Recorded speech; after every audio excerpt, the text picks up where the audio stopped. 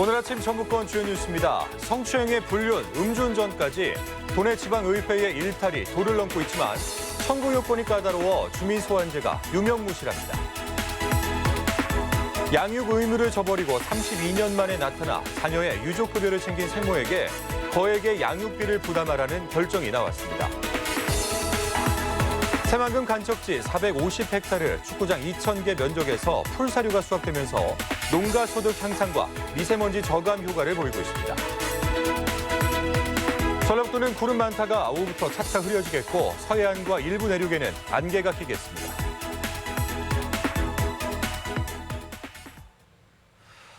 여러분 안녕하십니까? 6월 17일 수요일 전주 MBC 뉴스투데이 시작하겠습니다. 개성공단 연락사무소가 화염에 휩싸인 초유의 사태에 도민들도 당혹감을 감추지 못하고 있습니다. 개성공단 재가동을 기다리던 기업인들도 남북 경협으로 새로운 관계 개선을 기대했던 노동계나 통일단체도 긴장감 속에 사태 추이를 예의주시하고 있습니다. 첫 번째 소식 유령 기자입니다. 개성공단에서 솟아오른 한 줄기 검은 연기. 남북 연락사무소가 폭파되는 안타까운 상황에 지역의 경제계는 걱정과 우려에 휩싸였습니다. 개성공단 재가동을 기다리던 도내 기업인들은 난데없는 폭파 소식에 특히 충격을 받은 모습입니다. 하늘이 무너졌죠. 개정이 오픈되지 않는 부분에서 실질적인 대책을 세워주셔야 된다고 얘기를 생각하는 거죠. 대북 전단지 문제로 경색된 남북 관계에 우려를 표시하던 도내 노동계도 경제 협력을 통해 코로나19의 경제 위기까지 극복할 수 있을 것으로 희망을 걸었던 터라 당혹해하기는 마찬가지입니다. 남북 경협을 통해서 한반도 평화도 앞당기고 경제 위기도 극복을 하는 계기가 되었으면 했는데 안타깝고 우려스럽게 생각하고 있습니다. 6.15 남북 공동선언 20주년을 맞아 전향적인 개선을 희망하던 도내 통일단체들도 안타까움이 큽니다. 개성공단 운영 재개와 금강산 관광 재개를 한 목소리로 외쳤던 6월 15일 기념식 하루 만에 날아든 비보에 정부의 대책을 촉구했습니다. 정책적 실패라고 보기 때문에 정부가 보다 이 사태를 좀 엄중하게 진지하게 좀 바라보고서 대응을 했으면 좋겠다 싶고요. 남북관계 개선에 관심과 기대가 컸던 도민들은 개성공단 연락사무소 폭발하는 초유의 사태가 더는 악화되지 않기를 바라는 한결같은 마음으로 사태 추이를 걱정스럽게 지켜보고 있습니다. MBC 뉴스 유룡입니다. 성추행의 불륜, 거기에 음주운전까지 도내 지방의회의 일탈이 도를 넘고 있습니다. 자, 이럴 때 필요한 게 주민소환제라는 견제장치인데요. 현실은 청구 요건이 워낙 까다로워서 있으나 마나한 제도로 전락해버렸습니다. 강동엽 기자입니다. 동료 의원을 성추행한 혐의로 조사를 받는 시의원의 제명과 재발 방지 대책에는 뒷짐인 정읍시 의회. 이것도 모자라 의정활동을 내세우며 낮술에 놀이기구를 즐겨 입방아에 오르내리고 있습니다. 또 동료 의원과의 불륜을 시인하고 폭행과 압박에 시달렸다며 자리까지 내놓겠다는 김재모 의원. 이 불륜에 적발이 돼서 6차례에 대해서 폭행을 당했습니다. 충격으로 우울증과 정신분열증이 왔습니다. 여기에 음주운전과 코로나19 상황에 제주도 연수로 빈축을 사기까지 부끄러운 전북지방의회의 현주소입니다. 아주 기분 나쁘고 불쾌하죠. 우리보다 더 인격이 있는 사람들인 줄 알았더니 뽑아주고 보니까 우리보다 더 인격이 없는 사람들이. 이럴 때 필요한 제도가 바로 주민소환제. 임기 중이라도 자격 없는 선출직들을 중간 심판할 수 있도록 한 건데 현실은 무용지물이나 다름없습니다. 19세 이상 선거구 주민의 서명으로 청구하고 투표를 거쳐 소환 여부를 결정짓는 방식. 전체 투표권자의 20%가 주민 소환에 동의해야 하기 때문에 시작부터 벽에 부딪힐 수밖에 없습니다.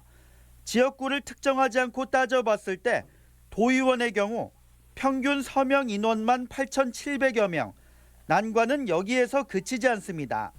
서명할 때보다 더 많은 사람이 참여해 투표율이 33% 이상 나와야 하는데 미달되면 개표조차 할 수 없습니다. 이렇게 문턱이 높다 보니 제도가 도입된 지 10여 년이 지났지만 도내에서는 단 한 차례도 이루어지지 않았습니다. 휴일도 아닌 이상 주민들이 나와서 투표하기가 어렵고 지방정부의 어떤 정치적 영향력이 큰 상황에서 주민투표가 이루어지기 굉장히 어렵다는 거죠. 사실상 실효성 없는 제도가 지방의원들의 일탈 행위에 오히려 방패막이 역할을 하고 있는 것은 아닌지 유권자들은 묻고 있습니다. MBC 뉴스 강동엽입니다. 자, 계속해서 지방자치와 관련해 제도적 정비가 절실한 부분 한 가지 더 짚겠습니다. 지난주부터 전주문화방송에서는 지방조례의 베끼기 문제점을 연속 보도해 왔는데요. 주민들이 직접 필요한 조례를 만들 수 있는 제도가 있지만 시작부터 높은 문턱에 가로막히고 있습니다. 이번 소식은 정태우 기자가 전하겠습니다. 현재 지방자치단체의 조례를 발의할 수 있는 주체는 단체장과 지방의회로 한정돼 있습니다. 대신 지방자치법은 주민들이 직접 필요한 조례를 제정하거나 폐지해달라고 단체장에게 청구할 수 있도록 규정하고 있습니다.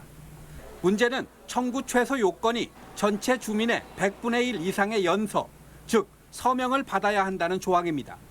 다시 말해 전라북도의 경우 조례를 만들고자 하는 개인이 15,000여 명의 서명을 받아와야 한다는 것입니다. 사정이 이렇다 보니 법이 시행된 지 20년이 지났지만 주민 제한 조례는 몇 번의 시도에도 불구하고 단 한 건도 만들어지지 못했습니다. 주민이 자기가 규율받는 자치규범에 대해서 재정 개정을 요구할 참여권은 있지만 권한만 있는 것이 행사하기에는 좀 어렵다. 사실상 유명무실한 제도로 수십 년째 방치되자 지난 20대 국회에서는 청구 요건을 대폭 완화해 별도의 법률로 제정하려는 시도가 있었습니다. 법제처 심사까지 거쳤지만 당쟁에 밀려 결국 회기 종료와 함께 자동 폐기됐습니다. 좋은 취지라고 생각합니다. 근데 실질적으로 그냥 자동 폐기된 거에 대한 아쉬움도 좀 있으시겠네. 예, 조금 아쉬움이 있습니다. 조례는 법률의 토대 안에서 지방자치단체의 실정과 특성을 규정하는, 그래서 실생활과 더욱 밀접한 법규입니다. 하지만 다른 자치단체 조례 베끼기가 만연한 실정에서 주민들의 직접 참여조차 넘어서기 어려운 벽에 가로막힌 답답한 상황입니다. MBC 뉴스 정태우입니다. 정읍시민단체 연대회의 등은 성명을 내고 차기 정읍시 의장 후보로 나선 최낙삼, 고경윤, 박일 의원은 성추행 혐의로 기소된 동료 의원에 대한 윤리특위 구성에 반대 또는 기권한 바 있다며 후보 자격이 없다고 비판했습니다. 또한 소속 정당인 민주당에 대해 성범죄 피의자를 옹호한 의원들을 컷오프해서 성범죄에 단호한 모습을 보이라고 촉구했습니다. 김제시 공무원 노조는 어제 시청에서 기자회견을 열고 동료 의원과 불륜 사실을 털어놓고 사퇴 의사를 밝힌 김제시 의원 A씨가 자기 합리화에 급급한 모습이라며 반성을 촉구했습니다.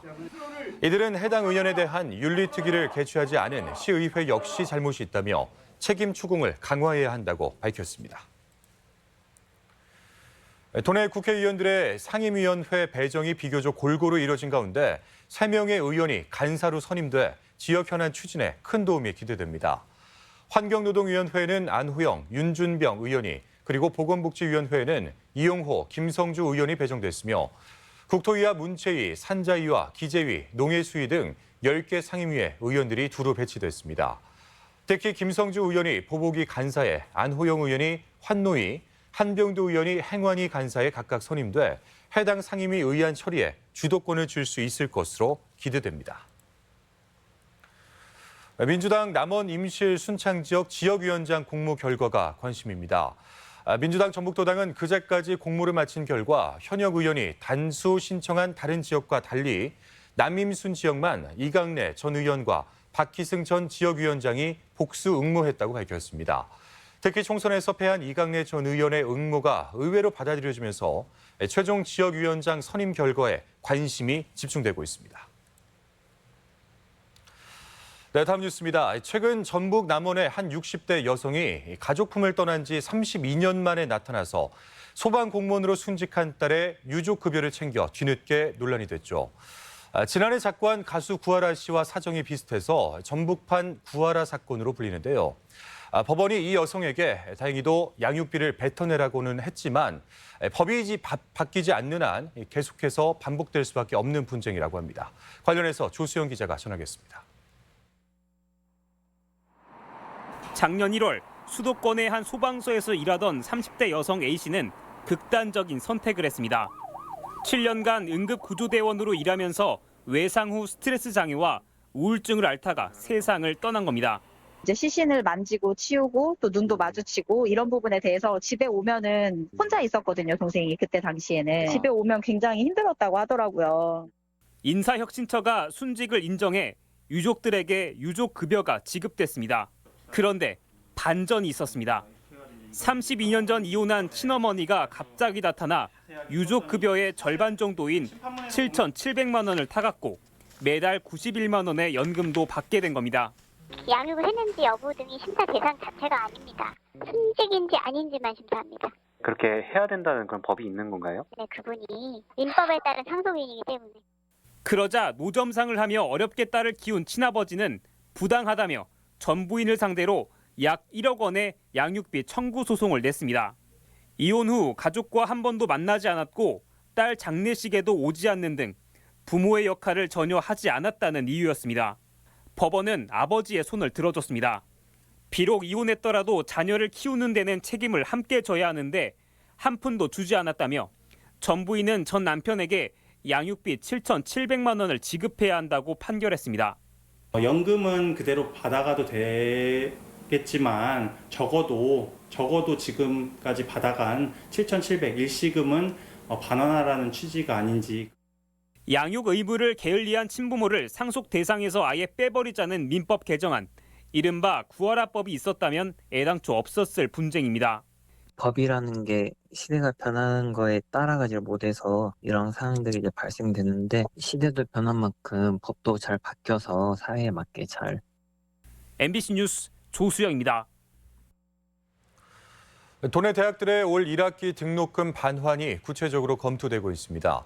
전북대학교에 따르면 대부분 비대면 강의를 진행해온 상황에서 재난장학금 지급이나 등록금 감면 등을 교육부는 물론 타 지역 국립거점 대학과 협의해 구체적인 반환 방식을 정할 방침입니다. 원광대학교도 다른 대학 사례를 면밀하게 점검하고 있으며 지난달 모든 학생들에게 학업 장려금으로 10만 원을 지급한 전주대학교는 추가 지원 방안을 총학생회 측과 논의 중입니다. 새만금 간척지에서 풀사료를 재배하고 있는데 그 규모가 자그마치 450헥타르, 그러니까 축구장 2,000개 너비에 이릅니다.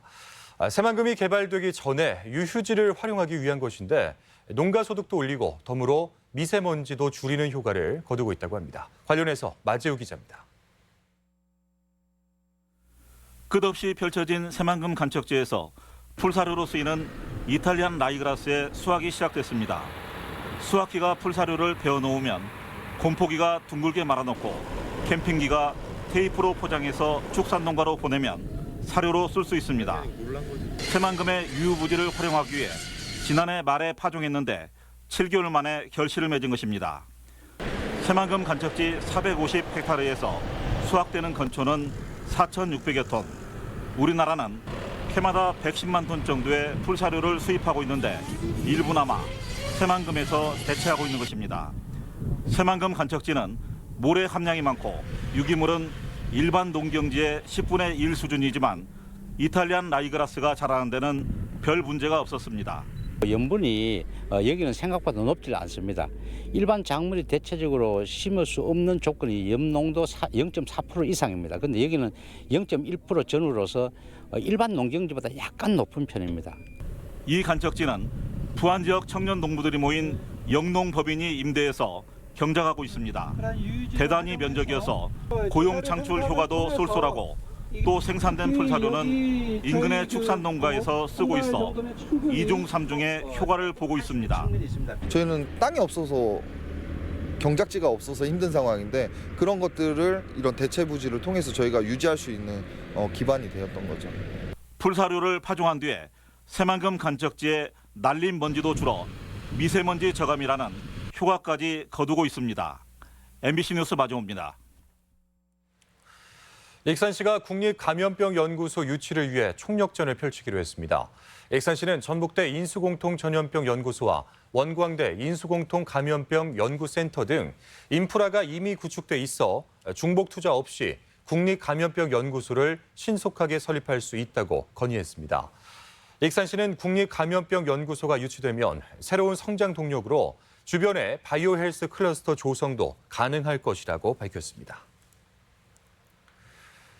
전라북도가 추진하는 조직 개편안이 사실상 원안 통과됐습니다.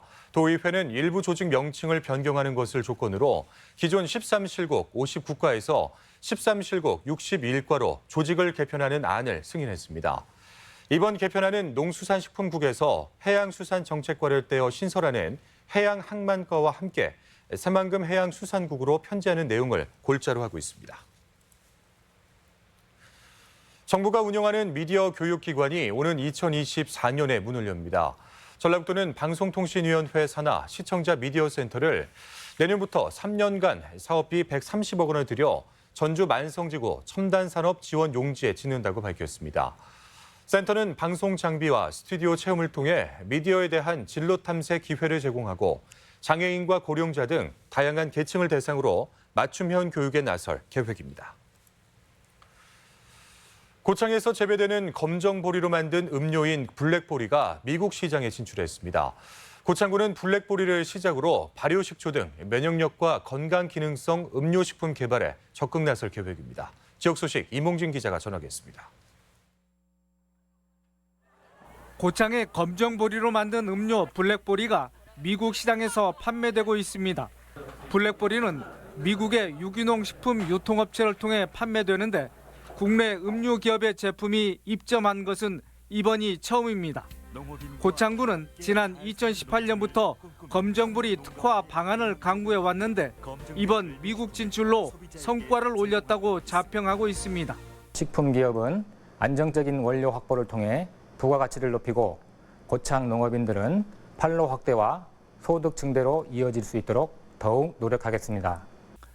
남원시가 전국 단위 한복문화 활성화 지원 사업 공모에 선정돼 한복 관련 콘텐츠 사업을 추진합니다. 남원시는 총 사업비 4억 원을 지원받아 오는 9월과 10월 광활루원 등지에서 한복의 우수성과 아름다움을 알리는 패션쇼와 전시, 10여 개의 체험 프로그램을 진행할 계획입니다. 남원만의 특색을 살린 새로운 한복 문화 콘텐츠를 개발해서 우리 한복의 아름다움을 널리 알려나가겠습니다. 무주군이 지역 역점 사업에 대해 전라북도에 적극적인 지원을 요청했습니다. 무주군은 우범기 정무부지사와 함께한 간담회 자리에서 국제 태권도 사관학교 설립을 위한 지원과 설천면 소천리와 무풍면 철목리 구간을 잇는 국도 35선에 대한 시설 개량 사업이 원만하게 추진될 수 있도록 건의했습니다. 정읍시는 일손이 부족한 농가를 위해 전 직원이 인력 지원에 나섰습니다. 정읍시는 부서별로 상반기 내 1회 이상 일손 돕기를 권장하고 지역 기관과도 협력해 현재까지 400여 명이 36곳의 농가에서 일손을 지원했으며 일손 돕기 창구를 운영하고 있습니다. MBC 뉴스 이몽진입니다. 익산 일반산업단지 진입도로 개설 공사를 둘러싼 소송이 원만히 해결돼 공사 추진에 탄력이 붙게 됐습니다. 익산시와 시공업체인 대림산업 측은 지난 2018년부터 공사비 지급을 놓고 계속된 소송을 중단하기로 합의했습니다. 일반산업단지 도로 개설은 익산 제3산업단지에서 충남 연무까지 이어지는 도로로 현재 공정률은 72%를 기록하고 있습니다. 경력단절 여성의 취업 상담이 가정에서도 가능해집니다. 전북 여성교육문화센터는 비대면 구직 문화에 맞춘 온라인 취업 상담실을 홈페이지에 개설하고 취업 전문 상담사의 1:1 맞춤형 서비스를 제공합니다. 센터는 상담이 접수되면 24시간 이내에 상담사가 배정된다며 자녀 양육이나 형편상 센터 방문이 어려운 여성들에게 도움이 될 것으로 기대했습니다. 다음은 행사와 문화 소식을 전해드리겠습니다.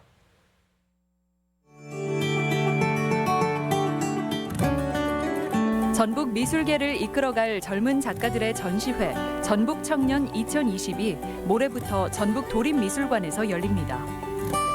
용진읍에 위치한 완주 아파마을에서 오는 20일 코로나 위기를 극복하기 위한 작은 음악회가 열립니다. 완주 향토예술문화회관이 오늘 유튜브 채널을 통해 과학마술 콘서트를 엽니다. 전주 팔복예술공장에서 애니메이션 거장이라 불리는 쾌 형제의 작품이 전시되고 있습니다. 전주 한지조형작가협회 정기전이 오는 21일까지 교동미술관에서 다양한 형태의 작품을 선보입니다. 전북도 교육청은 오는 20일 전북교육문화회관에서 2021학년도 고려대, 연세대 입시 설명회를 갖습니다. 국립무형유산원이 책마루 인문학 강연을 마련하고 내일 유튜브 국립무형유산원 디지털 아카이브 채널을 통해 진행합니다. 외국인 노동자와 함께하는 나눔 잔치가 오늘 고창군 건강가정 다문화가족 지원센터에서 있습니다. 하반기 개최 예정인 전주 김장 문화축제의 슬로건 공모전을 오늘까지 받습니다. 치매에 대한 부정적인 인식 개선과 관심을 위해 전라북도 광역치매센터에서 치매 극복 공모전을 진행합니다.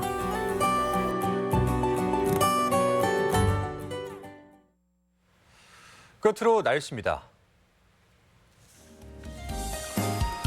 전라북도는 구름 많다가 오후부터 차차 흐려지겠고 서해안과 일부 내륙에는 안개가 끼겠습니다. 지역별 기온입니다. 전주는 아침 기온 19도에서 낮 기온 29도, 익산 18도에서 28도, 동북권 무주는 17도에서 29도, 장수 16도에서 26도, 서해안권 군산은 19도에서 27도, 고창은 19도에서 26도 등을 기록하겠습니다. 현재 초미세먼지 농도는 김제와 정읍 등 5개 시군에서 나쁨, 나머지 지역에서는 보통 수준을 보이고 있습니다. 오늘 하루 미세먼지와 초미세먼지 농도는 보통 수준으로 예상되지만 오전에 일시적으로 나쁨 수준이 나타날 것으로 전망됩니다.